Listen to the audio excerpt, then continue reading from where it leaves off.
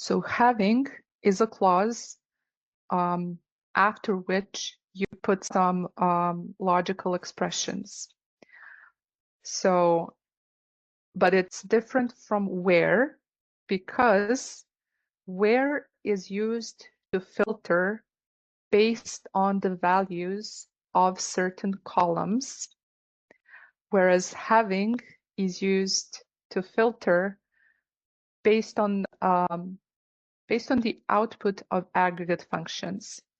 Where works on the level of each row or each record, whereas having works on the level of groups.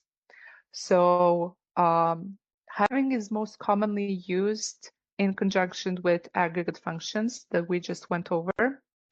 So you wouldn't put an aggregate function you wouldn't filter by the value of an aggregate function in a where clause. You would put that in a having clause. All right, let's see what the question is here, and I'll also explain the syntax. Okay, so we're back to the employees table. The question says, retrieve the department and the average salary for departments with an average salary greater than 60,000. Display the results in descending order based on the average salary. All right, so we know we need the department total average salary. No, is it average of salaries? No, as average salary for departments. Okay, so it's actually average salary per department. That's what we're getting. Condition is that the average salary is greater than 60,000. And display order descending by average salary. Okay, seems pretty straightforward. So our select is already there, department, and then average. We're averaging the salary column. The question tells us what to call it. I'm just gonna copy this. I mean, I have a question. Yep. So when you're trying to answer this question in interview, do you recommend writing like the comments, like you showed previously, like department average salary? This one. Yeah. Yes, absolutely. Like for some, if you're already advanced, like this may seem silly. It's not a very complex question, but I absolutely do. Even for things you need in your select, people forget things they need to retrieve. They forget conditions. As the questions get more complex, so will your pseudocode. This speeds things up. I've basically done all the thinking. Now I'm on autopilot when translating this to SQL code. Got it. Yeah. So like in advanced questions, I've seen that the conditions like you have to join tables and stuff. So like, how do you recommend writing those conditions? Like condition When you have joins or? Yeah. I mean, like, let's say they will ask, like, find the average salary in a period of 5 months in 2023 or something like that, and then they say, whose department is this particular department, and they add few more conditions.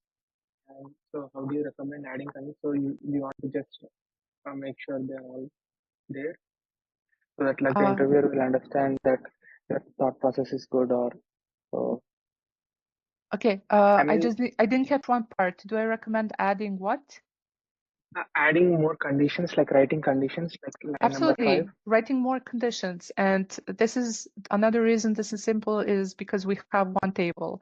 But for the first part where I'm putting down what I need to retrieve, I would also put notes about which tables that is from. If I have another table and I need to do a join, I would write a comment, a bit of pseudocode about that, right? So yeah, I would add more here.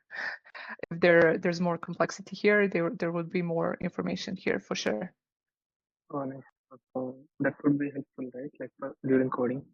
So do we need to ask any additional questions to the interview, like while we are writing the conditions? During interviews, asking questions is crucial. So this is not a session on that, but like briefly, I can touch on that. You want to talk out loud. You want to break down the problem. You want to ask questions if there's any ambiguity here, or if there's not, and you can't think of a question as you're writing code, you want to check in with the interviewer. Things like, am I on the right track? Or am I right in assuming that I should do X, Y, and Z? For example, here, I could say, am I right in assuming that this is the average salary per department, right? Not the total average, things like that. Though I think this is a very clear question, but yes, ask questions, write pseudocode, ask for feedback on your approach. Thanks, Milan. You're most welcome. Okay, where was I? Department average salary per department, where the average salary is greater than 60,000. Okay. So again, from employees. So because it's average salary per department, again, we're grouping by department. And we need this condition that the average salary is greater than 60,000. Since the average salary is an aggregate function and we've grouped by, we want to say having average salary greater than 60,000.